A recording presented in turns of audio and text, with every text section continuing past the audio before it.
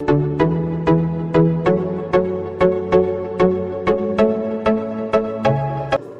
हो आप? मैं रवि सर संघर्ष पत्तार में सभी दोस्तों का एक बार फिर से स्वागत करता हूँ।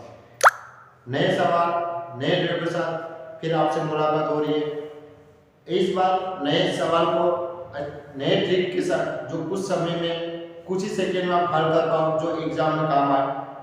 इस प्रकार के सवाल ट्रिक के माध्यम से सीखने के लिए आप इस चैनल को लाइक सब्सक्राइब जरूर करें दोस्तों। तो चलते हैं दोस्तों नए सवाल की ओर। हेलो दोस्तों, कैसे हो आप? सब खैरियत में होगा दोस्तों। आज मैं आप सभी दोस्तों को सेट नंबर 6 हल कराने वाला हूं दोस्तों। इस सेट में भी अधिकतर एग्जाम में पूछे गए प्रश्न को हल कराऊंगा, जो आपको एग्जाम में बहुत महत्वपूर्ण काम आएंगे दोस्तों।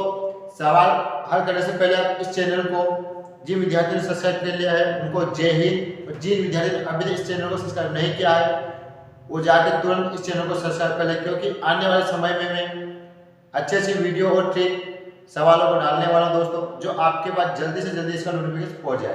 और जिन विद्यार्थियों ने इस चैनल को सब्सक्राइब किया वो इसको अधिक से अधिक दोस्तों से के पास शेयर करें, ताकि वो विद्यार्थी जो घर बैठे इसकी तैयारी कर रहे हैं उसके पास इसका नोटिफिकेशन पहुंच जाए। तो दोस्तों चलते हैं सवाल की ओर। सवाल अपना पहला है, दो धनात्मक पूर्णांक का एचसीएफ और एलसीएम। एचसीएफ का मतलब है आपका महत्तम समापवर्तक, और एलसीएम का होता है लघुत्तम समापवर्तक। क्रमशः 35 और 385 है। यदि एक पूर्णांक 77 है तो दूसरा पूर्णांक क्या है? ऑप्शन है 210, 350, 175, 150। ठीक है दोस्तों, इस सवाल को हम ट्रिक के माध्यम से करेंगे। तो आपको लिखना पहले दोस्तों यहाँ पर पहली संख्या इनटू दूसरी संख्या बराबर, आप लिख सकते हो यहाँ पर मासा गुणित लासा, यानी कि लघुत्तम समापवर्तक। यानी आप इसको इंग्लिश में लिख सकते हो HCF LCM। ठीक है दोस्तों, आपको पता है कि पहली संख्या आपको दी हुई कितना है दोस्तों? 77। आप लिख दो 77। दूसरी संख्या आपको याद करनी दोस्तों, ये दूसरी संख्या याद करनी है। इसका आपका एचसीएफ दिया 35, आप यहाँ पर 35। एलसीएम दिया 385, ये लिख दो 385। ओके दोस्तों, इसके बाद आपको दूसरी संख्या निकालनी है, तो ये इसके बटे में आ जाएगा। यहाँ लिखना आपको दूसरी संख्या 35 गुणित 385 बटे में 77। तो दोस्तों आप इसको 77 के पहाड़े से काट सकते हो, 7 के पहाड़े से काट सकते हो, या फिर 11। आप कम समय में काटना है तो 77 पंजे 385 इनका मल्टीप्लाई कर दो। 35 इंटू 5, 55 25, 2 15 2 17। दोस्तों देखा आपने ऑप्शन नंबर कौन सा? तीसरा। ऑप्शन नंबर कौन सा दोस्तों आपका? तीसरा 175। इस प्रकार के सवाल को हम इस ट्रिक के माध्यम से हल करना है। चलते हैं दोस्तों अगले सवाल की ओर।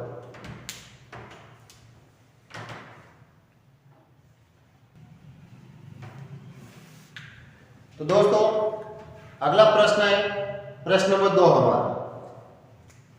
A अनुपात B बराबर 2:3, B अनुपात C बराबर 4:5 और C अनुपात D बराबर 6:7 है, तो A अनुपात D का मान क्या है? क्वेश्चन मतलब क्या पूछा है? इसको ऑप्शन है दोस्तों 16:35, 12:35, 24:25, 24:35। दोस्तों इस सवाल को हम ट्रिक के माध्यम से करेंगे।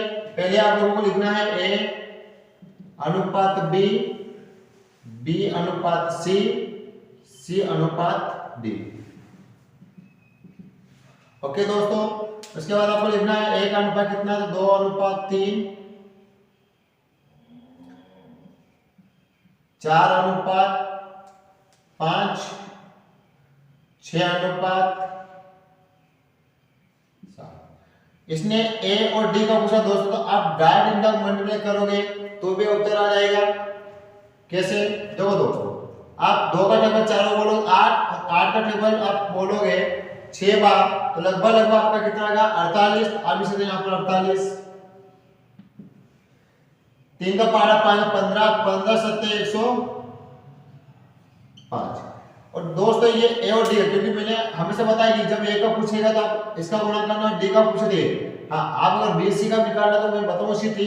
पहले इसको हल करते दोस्तों। ऑप्शन में 48 से 5 नहीं, तो आपको पता है कि ये किसी की टेबल से कटने वाला है, तो या 2 से ये कट जाएगा, नहीं 2 से नहीं कटा, 3 से जोड़ने पर योग सभी, क्योंकि मैंने बाकी नियम में बताया सभी जोड़ने पर या तो 3 6 होना चाहिए। 12 जोड़ा 2 और 1 को 3 सही है, 5 और 6 मतलब 3 से कट जाएगा। कितनी बार 3 एकम 3, आपका एक बचा 18 6 बार, फिर 3 3 9, एक बचा मतलब 16:35। ऑप्शन नंबर कौन सा दोस्तों आपका?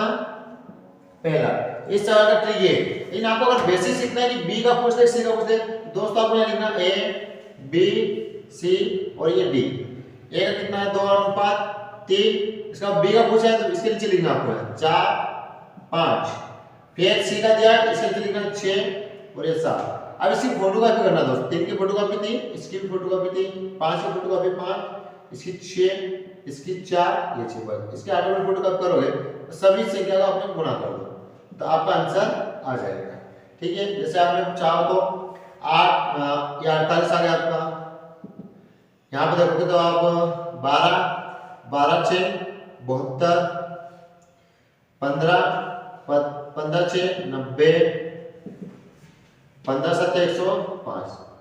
तो दोस्तों आप जिसको भी उचित लगे आप इस पारिश काटना चाहे उसको काट सकते हैं। चलते हैं अगले सवाल की ओर।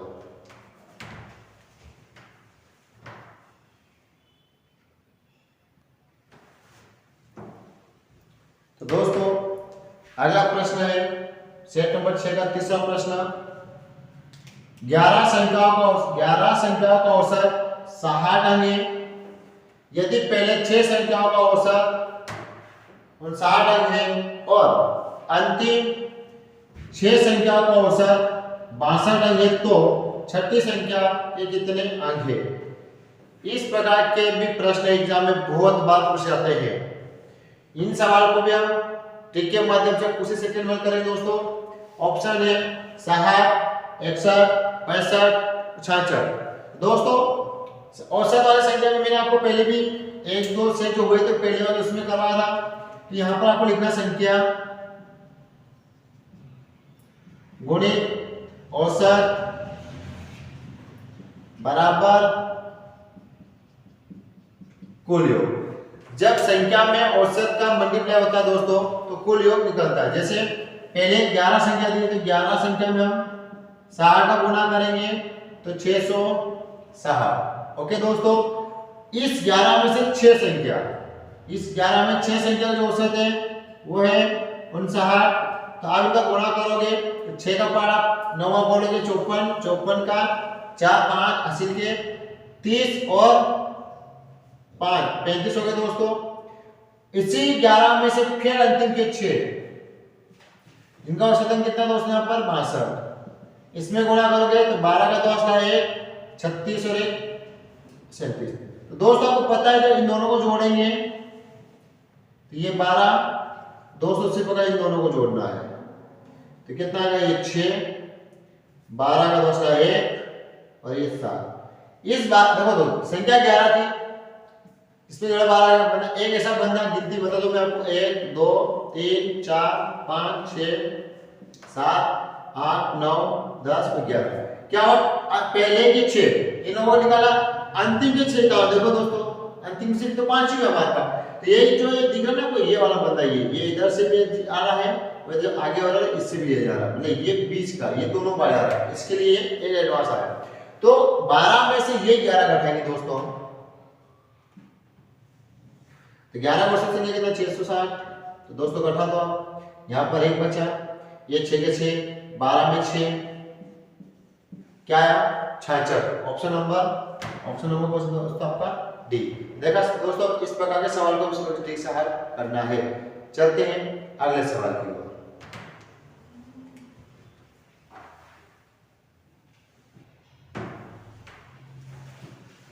तो दोस्तों अगला प्रश्न है प्रश्न नंबर 4। किसी कार्य को 10 दिन में कर सकता है और उसी कार्य भी 20 दिन में कार्य कर सकता है वे दोनों साथ साथ कार्य आरंभ करते हैं, किंतु 5 दिन के बाद एक कार्य छोड़ देता है, तो शेष कार्य भी कितने दिनों में पूरा करेंगे। तो दोस्तों ये सवाल समय कार्य के टाइमिंग वर्क का सवाल है और अधिकतर एग्जाम में इस प्रकार के सवाल पूछ जाते हैं। कार्य शुरू करना, कार्य समाप्त होना, उस प्रकार के सवाल होते हैं। और आपको इस प्रकार के सारे सवाल को अगर सीखना है तो दोस्तों आप इसी चैनल श्रीप्रकाश मतदान पर जाकर समय और कार्य के सवाल डालोगे तो पहला दूसरा अध्याय आ जाएगा, उसमें देखना सारे सवाल मैंने ट्रिक के माध्यम से हल करवाया। दोस्तों चलते हैं सवाल को। तो ए कितने दिन काम कर रहा था आपको पता, ए जो है उसका 10, बी का कितना दोस्तों, तो बी का है 20। इन दोनों का हम लेंगे एलसीएम, एलसीएम ये कितना आएगा 20। यानी कैसे बताता हूं, देखो दोस्तों दो ये इस प्रकार ऐसे ले जाता है, 2 से ले सकते हो ये 5 बार, ये 10 बार, फिर 2 से ले सकते हो ये 2 के टेबल 5 नहीं आता है, कोई दिक्कत नहीं, 2 के टेबल 10 के टेबल 5 बार, अब यहाँ 5 के टेबल में 5 एक ही बार, इनका आपस में गुणा करना था, 2 गुणित 5 4 का पारा 5 में कितना दोस्तों 21, इसी को एलसीएम। यानी कि 10 के पहाड़े में कितनी बार, तो 2 बार, 20 के पहाड़े में कितनी बार दोस्तों 1 बार। इन दोनों ने साथ मिलकर काम किया कितना, तो पता आपको 3। एक लगातार काम कितने दिन तक करा इन्होंने 5 दिन, इसमें 5 का मल्टीप्लाई कितना दोस्तों काम टोटल 15। कुल काम था इनके पास 20, जिसमें से 15 काम कर लिए इन्होंने, चाहो तो आप यहीं पर माइनस कर सकते हो, कोई दिक्कत नहीं दोस्तों ऐसे। ये तो कितना काम बचा दोस्तों इनका काम बचा कितना,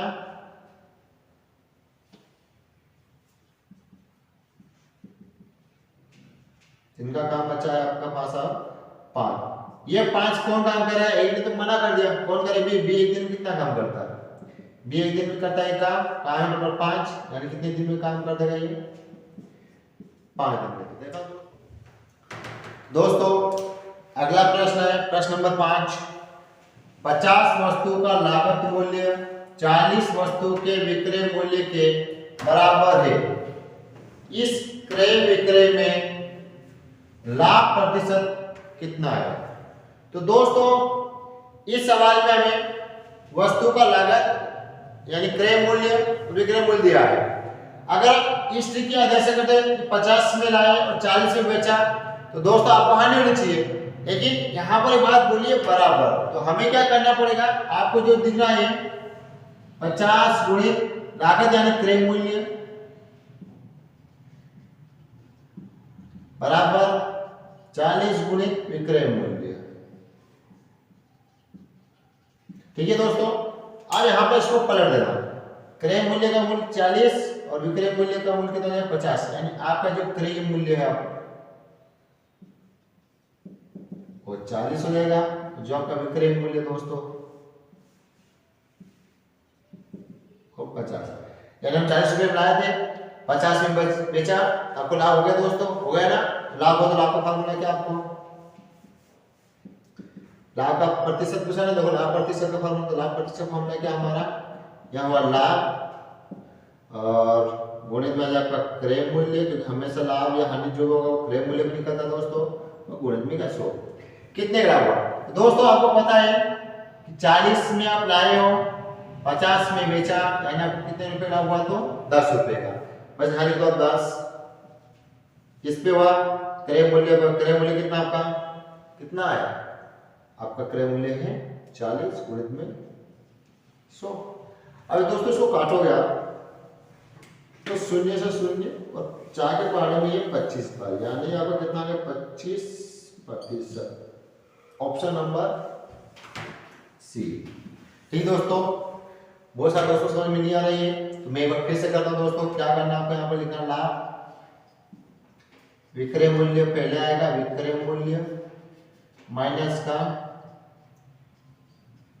क्रय मूल्य, विक्रय मूल्य कितना हमारा तो 50 रुपए दिए, 50 माइनस है कितना 40, इन दोनों का घटाव कितना है दोस्तों यही 10।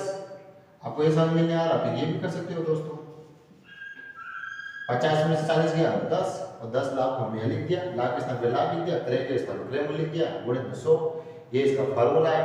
तो इस ट्रिक के मदद से हमने सवाल को कोशिश से हल किया दोस्तों। चलते हैं अगले सवाल की ओर।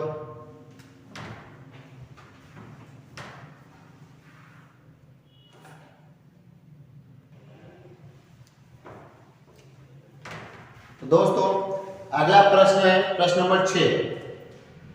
एक राशि साधारण ब्याज की दर पर 4 वर्षों के लिए रखी गई है, यदि उसे 3% अधिक दर पर रखा जाता है तो इस पर 1440 रुपए अधिक मिलते तो राशि कितनी है। दोस्तों ये सवाल बहुत ही सरल है, लेकिन इसको समझना पड़ेगा वो करना क्या है। बहुत सारे बच्चे इसको रखने में ही गलती कर देंगे और फिर वो गलत हो जाएगा। तो दोस्तों आप क्या करना, राशि पूछिए यानी 100 के बराबर पूछिए, उसमें कुछ ज्यादा दिमाग में सिंपल है। आपको पता है 100 के बराबर इसने रखी है और राशि पूछी है, लेकिन ध्यान रखना 4 वर्षों के लिए 3% अधिक। अब इनका गुणा करो कितना आएगा, कितना आएगा, कितना है दोस्तों 12, 3 चौक 12। आप 12 के बराबर रखते हो उसको, किसको 1440 को। तो दोस्तों इसका उत्तर आ जाएगा कैसे, 12 के पहाड़े में ये कर जाएगा शायद 12 का वर्ग 12 का 120 बार, तो इनका आपस में गुणा करो।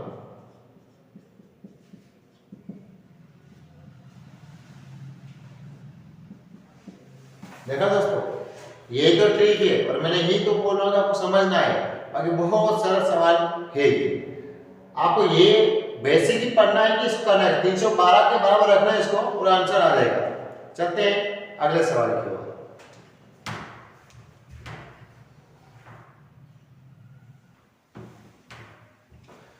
तो दोस्तों अगला प्रश्न है प्रश्न नंबर 7। एक वर्ग की भुजा 10% बढ़ जाती है, इसका क्षेत्रफल कितने प्रतिशत बढ़ेगा। तो दोस्तों इस प्रकार के सवाल भी एग्जाम में अधिकतर बार पूछे जाते हैं। तो इस सवाल को हम ट्रिक के माध्यम से करेंगे। ऑप्शन है 19%, 27%, 21% और 230%। तो आप इसमें आप x और y वाला बढ़ने को बोल रहे हैं, यानी कि x प्लस वाई बटे में 100। यहाँ 10 रख दो, फिर 10 बढ़ रहा है क्योंकि भुजा का वर्ग के बराबर, इसलिए 2 बार 10, 10 गुणित 10 बटे में दोस्तों 100।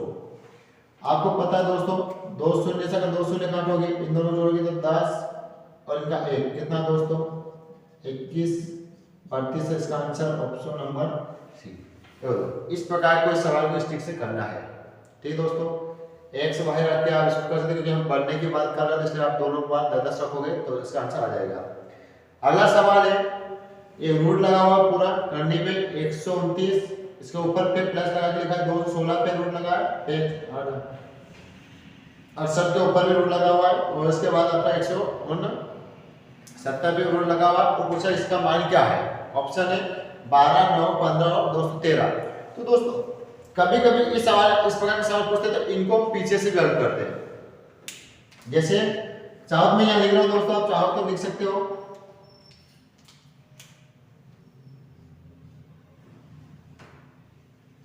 एक 129 प्लस 216 प्लस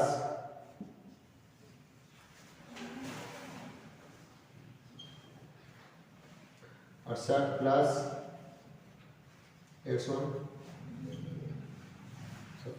देखो दोस्तों इसको कैसे हल करेंगे, पीछे से। ये किसका वर्ग है, तो ये है 13, क्योंकि यहाँ पर वर्ग जब रूट पे लगता है वर्ग होता है, 3 लगता है तो घन लगती है दोस्तों। अब 13 है, अब ये बोला 68 में 13 जोड़ के फिर लिखो। अगर इसमें 13 जोड़ता हूँ दोस्तों में कितना हो जाएगा, ये 1 7 और 8 81। 81 इसका वर्ग है, 81 इसका रूट है दोस्तों 9 का, तो ये आ जाएगा कितना आपका 9। ये 9 इसमें जोड़ दो, 15 में से 1 2, 225 किसका रूट है दोस्तों 15 का, 15 इसमें जोड़ दो, तो ये 14 से 1 3 1 4 और ये किसका रूट है दोस्तों, ये रूट है किसका 12। ये इसका आंसर है क्या 12। ऑप्शन नंबर आपका कोर्स दोस्तों पहला। देखा दोस्तों इन सवाल को हमने ट्रिक के माध्यम से कराया। चलते हैं अगले सवाल की ओर।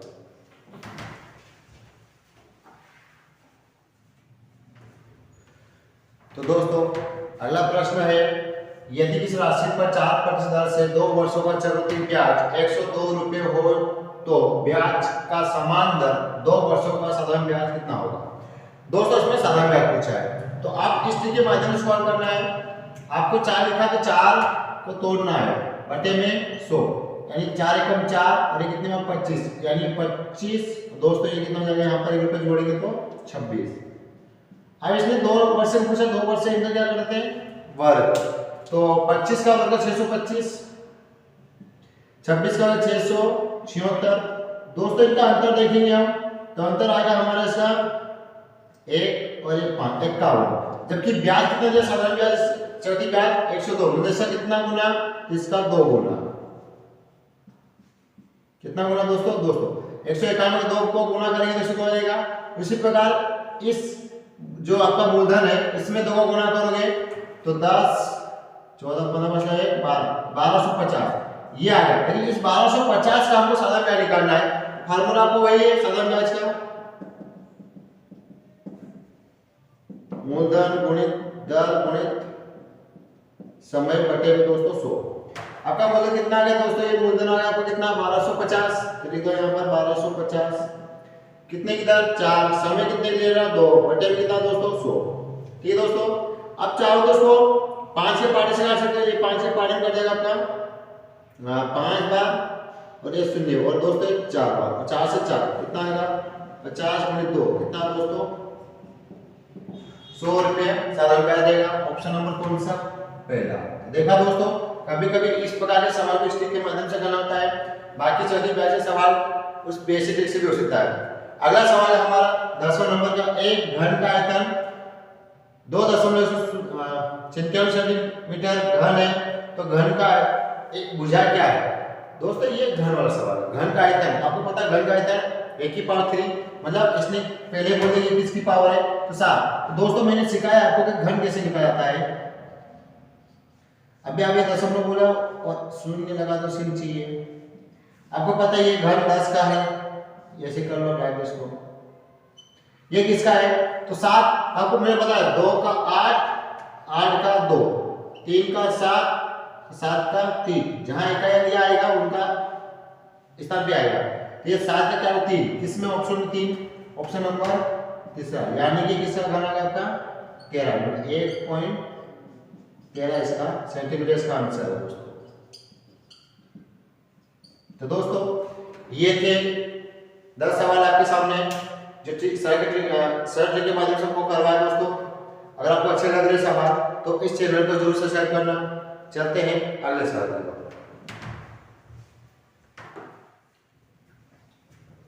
दोस्तों अगला प्रश्न है हमारा प्रश्न नंबर 11।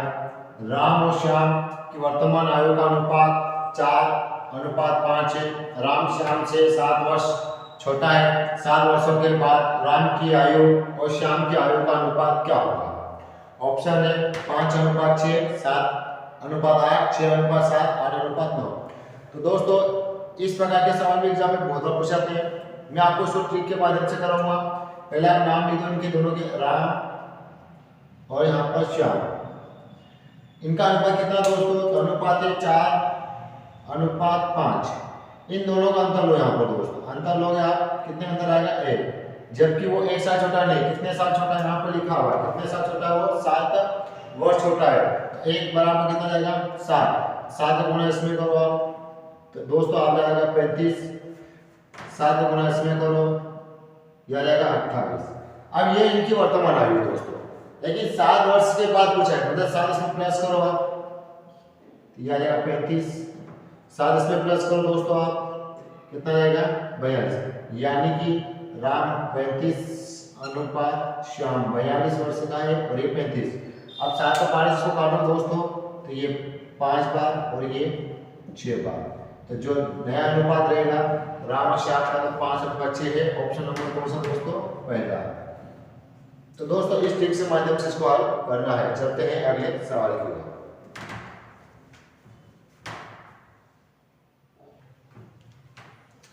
तो अगला प्रश्न है हमारा प्रश्न नंबर 12।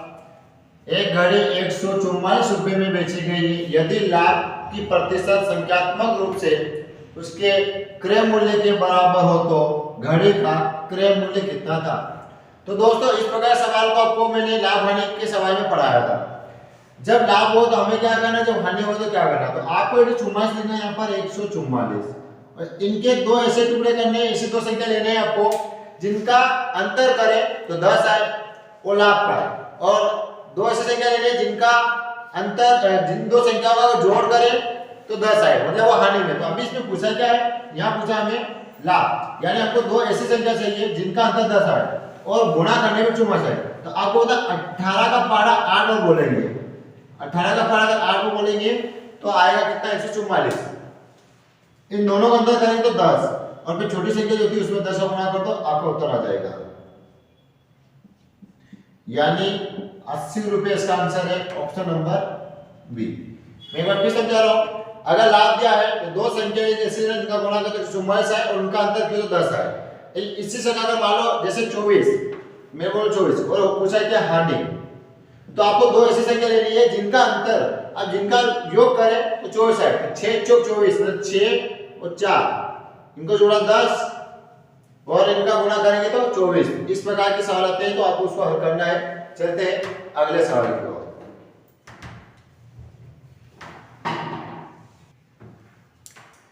तो दोस्तों अगला प्रश्न है प्रश्न नंबर 13। एक समान चाल से चलने वाली एक रेलगाड़ी किसी खंभे को 2 सेकंड तथा 250 मीटर लंबाई वाले पुल को 7 सेकंड में पार करती है, तो रेलगाड़ी की लंबाई क्या है? ऑप्शन है 100 मीटर, 120 मीटर, 150 मीटर और 200 मीटर। तो दोस्तों इस प्रकार के सवाल मैंने आपके इसी चैनल पर रेलगाड़ी के पार्ट 2 में डाल के बताया दोस्तों, उसमें जाके देखना है इस प्रकार के सवाल करेंगे। तो दोस्तों इसको पहले आपको करना है, पहले बनानी है आपको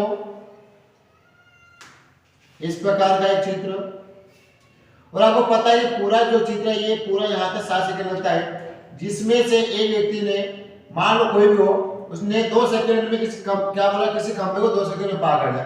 5 में से 2 चल के बचे कितने हैं, 5। और मैंने उस दिन भी बताया था कि हमें 250 जो मीटर ये किसके बारे रखने इसके, क्योंकि यहाँ बचा कितना 5 बराबर 250, किसका पूछा है 2 का, रख दो आप 2 का और निकाल दो। तो ये कितनी बार 50 बार, इनका गुणा कर दो, 50 गुणित 2 बराबर 100 मीटर। ये इसका आंसर है दोस्तों। मैं उस दिन भी बताया था यहाँ जितना होता है उसमें जितना निकाल दो, उसके बाद जो बच जाए उनको रख दोगे तो इसका आंसर आएगा। इसका आंसर कितना है दोस्तों, 100 मीटर, ऑप्शन नंबर 1। देखा दोस्तों, बहुत ही सरल ट्रिक के माध्यम से मैं आपको एग्जाम की तैयारी करा रहा हूँ दोस्तों, और ये एग्जाम में आने वाले प्रश्न है जो आपको कुछ ही सेकंड में हल करवा रहा हूँ दोस्तों। चलते हैं अगले सवाल की ओर। तो अगला प्रश्न है हमारा प्रश्न नंबर 14। किसी संख्या में 192 से भाग देने पर शेषफल 54 प्राप्त होता है, उसी संख्या में 16 से भाग देने पर कितना शेष प्राप्त होगा? तो दोस्तों इस प्रकार सवाल भी एग्जाम में दिमाग पूछे जाते हैं, आपको सिर्फ इसका बेसिक ही होता है वो समझना है। आप किसी संख्या से भाग दो 54 से बचता है, तो जब भी अगली बार पूछे कि 16 से भाग देना, जो शेष बचता है उसको आप 16 से भाग दो। आप 54 में 16 का भाग, जो शेष बचता है ना उसमें उससे भाग दे दोगे, इसका आंसर आएगा। तो 16 के 5 54 नहीं आता, लेकिन 48 आता है। कितनी बार 16 48, 16 पर 3 बोले तो 48, और इसमें 14 में से 8 गए कितना 6। बस इसका आंसर क्या है दोस्तों, सी नंबर यानी कि 6। इस प्रकार के सवाल को वैसे ही हल करना है। और लास्ट सवाल है इस सेट का प्रश्न का, जो है 15 नंबर का, कि रूट लगा हुआ है 160 प्लस रूट के अंदर 25, रूट के अंदर 16।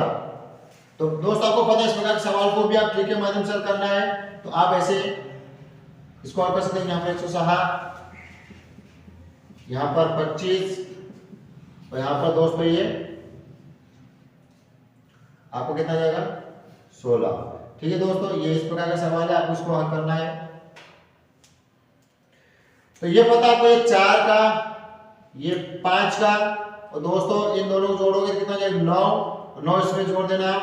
मेरे साथ देखा जाए तो ये इतना बड़ा रूट नहीं लेना चाहिए, कि ऐसा होगा तो आपको समझ आ जाएगा, लेकिन ये इसके अंदर है ये पूरा।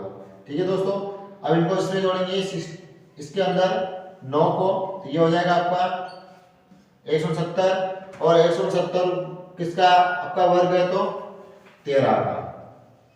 तो इसका ऑप्शन नंबर डी, एक इसका रूट क्योंकि इसके ऊपर रूट लगा हुआ है, तो ये 13 का रूट है। तो दोस्तों इस प्रश्न जो आंसर होगा ये किसका रूट है? तो ये 13 का रूट है। तो ऑप्शन नंबर कौन सा आएगा? डी, 13 का। तो दोस्तों कैसी लगी आपको ट्रिक? अगर अच्छी लगी तो चैनल को सब्सक्राइब करना, ताकि आने वाले नए सवाल, नए ट्रिक इसका नोटिफिकेशन आपके पास आ जाए। चलते हैं अगले नए सवाल, नए चैप्टर के साथ। जय हिंद, जय भारत। देखा दोस्तों आपने इन सवालों को मैं कुछ ही सेकेंड में किस प्रकार ट्रिक से हल किया है। आपको इस आइडेंटिटी के चैप्टर को भी इसी ट्रिक के माध्यम से करना है। तो आप इस चैनल को लाइक सब्सक्राइब जरूर करें, ताकि आप आने वाले सवाल कुछ ही सेकेंड में आप सीख जाओ। तो मिलते हैं दोस्तों नए चैप्टर, नए ट्रिक के साथ। जय हिंद, जय भारत।